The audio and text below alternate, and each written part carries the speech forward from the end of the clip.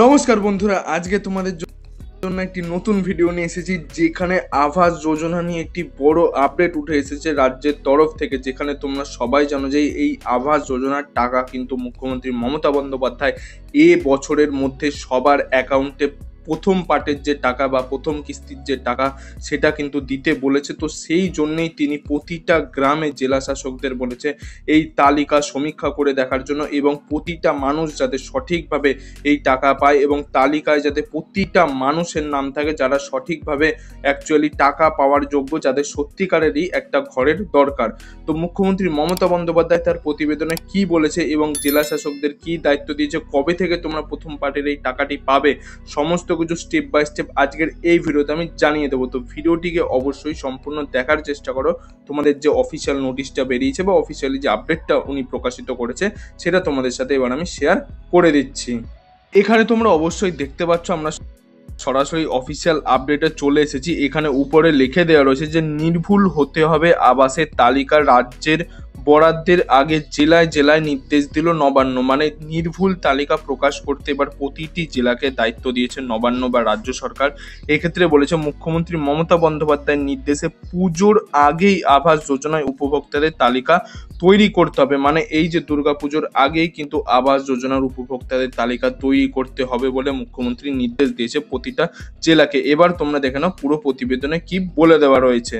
এখানে বলেছে যে আবাস যোজনা নিয়ে রাজ্য নতুন করে জেলা শাসকদের সমীক্ষা কাজ শুরু করার নির্দেশ দিল। মানে আবাস যোজনা নিয়ে যে এই যে তোমাদের নতুন করে সমীক্ষা বা তালিকা প্রকাশ করার জন্য নতুন করে নির্দেশ দিয়েছে জেলা শাসকদের উপর।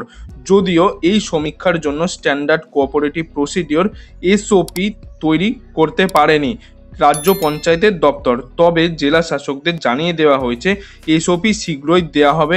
আগের বার সমীক্ষার জন্য যে প্রস্তুতি নেওয়া হয়েছিল তারপরও ভিত্তিতে করেই কাজ শুরু করতে বলা হয়েছে। তাই নিয়ে শীঘ্রই রাজ্যের মুখ্য সচিব মনোজ পন্ত জেলা শাসকদের সঙ্গে বৈঠক করবেন। জেলা শাসকদের এই বার্তাই জানিয়েছেন পঞ্চায়েত দপ্তর। এবং মুখ্যমন্ত্রী মমতা বন্দ্যোপাধ্যায়ের নির্দেশে পুজোর আগেই আবাস যোজনায় উপভোক্তাদের তালিকা তৈরি করতে হবে বলে এরকম নির্দেশ দিয়েছে। তো মুখ্যমন্ত্রী মমতা বন্দ্যোপাধ্যায় কিন্তু পুজোর আগেই যে তোমাদের আবাস যোজনার যে তালিকা, আবাস এবং আবাস প্লাস তালিকায় তোমরা যারা যারা আবেদন করেছিলে এবং তোমাদের লিস্টে যাতে নাম থাকে, তোমাদের তালিকাতে যাতে নাম থাকে, সেই তালিকা প্রকাশ করতে বলেছে কিন্তু পুজোর আগে মুখ্যমন্ত্রী মমতা বন্দ্যোপাধ্যায়। এখানে তোমরা পরিষ্কার দেখতে পাচ্ছ উপভোক্তাদের তালিকা যেন 100% নির্ভুল হয় সেই নির্দেশ দেওয়া হয়েছে। এই জন্য জেলা শাসকদের প্রতিটি যে পঞ্চায়েত ভিত্তিক অত্যন্ত একটি স্থায়ী সমীক্ষা দল গঠন করার নির্দেশ দেওয়া হয়েছে। জেলা শাসকদের প্রতিটি একটি স্থায়ী সমীক্ষা দল গঠন করেছে যেখানে তারা এই সমীক্ষা করে প্রতিটা গ্রামে গিয়ে দেখে আসবে যে যারা অ্যাকচুয়ালি বাড়ি তাদের দরকার তাদেরই কিন্তু বাড়িটি দেয়া হবে।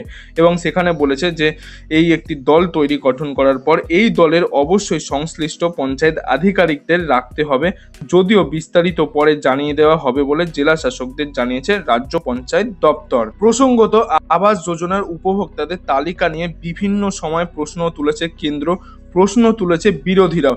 এই জন্য কেন্দ্রীয় প্রকল্পের বরাদ্দ বন্ধ করে দিয়েছে বলে অভিযোগ। এই যে কেন্দ্র সরকার তোমাদের যে আবাস যোজনার যে টাকা দিচ্ছে না বা কেন্দ্রীয় সরকার তোমাদের যে আবাস যোজনার টাকা দেওয়া থেকে বরাদ্দ করেছে, তো এটা কিন্তু এবার তোমাদের রাজ্য সরকার যে মুখ্যমন্ত্রী মমতা বন্দ্যোপাধ্যায় উনি কিন্তু তোমরা জানোই যে উনি তোমাদের এই টাকা দেবে। কেন্দ্রীয় গ্রামোন্নয়ন মন্ত্রকের অভিযোগ ছিল যে উপভোক্তা তালিকায় ভুয়ো নাম রয়েছে, যাদের বাড়ি রয়েছে এমন লোকের নামও ঠাঁই পেয়েছিল।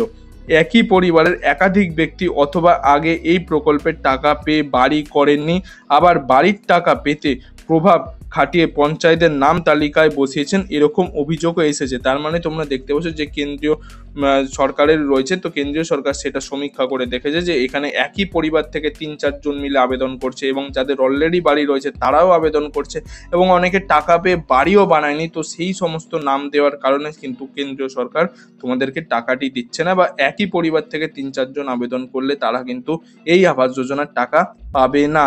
কেন্দ্র বরাদ্দ বন্ধ রাখায় এবার রাজ্য নিজের পকেট থেকে এই প্রকল্পের জন্য অর্থ দেওয়ার সিদ্ধান্ত নিয়েছে। তো তোমরা সবাই জানো যে কেন্দ্রীয় সরকার যে বলেছে আবাস যোজনার টাকা দেবে না, রাজ্য সরকার নিজের থেকে নিজের ফান্ডের থেকে এই প্রকল্পের অর্থ দেওয়ার সিদ্ধান্ত নিয়েছে। চলতি বছরের শেষে এই বরাদ্দর টাকা করতে পারে রাজ্য। তো চলতি বছরের শেষে এই টাকা বরাদ্দ করতে পারে রাজ্য, মানে তোমাদের যে প্রথম কিস্তির যে টাকা সেটা কিন্তু এই বছরের শেষের মধ্যেই তোমরা প্রথম কিস্তির টাকা তোমাদের ব্যাংক অ্যাকাউন্টে অবশ্যই পেয়ে যাবে।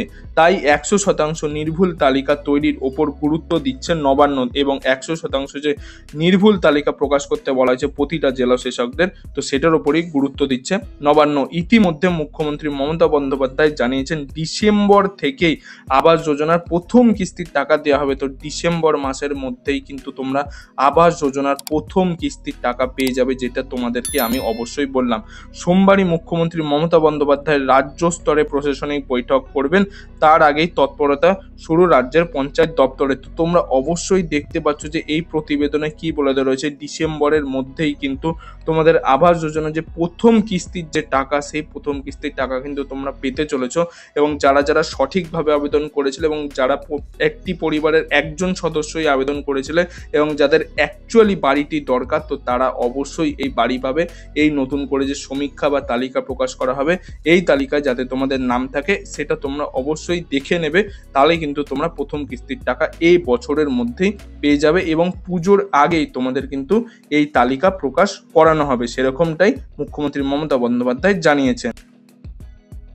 এবং পুজোর আগে জেলা শাসকরা সমীক্ষা করে প্রতিটা গ্রামে গিয়ে সমীক্ষা করে নতুন তালিকা প্রকাশ করবে, এবং নির্ভুল তালিকা যে প্রকাশ করতে বলা হয়েছে আবাস যোজনা, সেটা প্রকাশ করে তারপর কিন্তু তোমাদের ডিসেম্বর মাসের মধ্যে যে প্রথম কিস্তির টাকা বাড়ি বানানো, সেটা কিন্তু তোমরা তোমাদের নিজস্ব ব্যাংক অ্যাকাউন্টে পেয়ে যাবে। তো তোমরা অবশ্যই তোমাদের নিজের তালিকাটি দেখে নেবে এবং তোমাদের যাতে নিজেদের নাম থাকে সেটাও অবশ্যই তোমরা চেক করে নেবে এই সমীক্ষা করার সময়।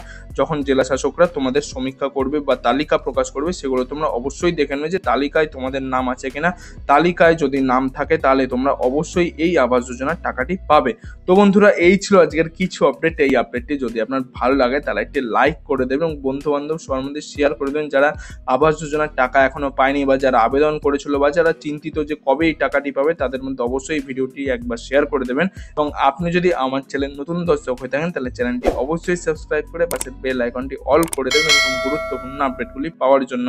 এতক্ষণ ভিডিওটি দেখার জন্য আপনাদের সবাইকে অসংখ্য ধন্যবাদ।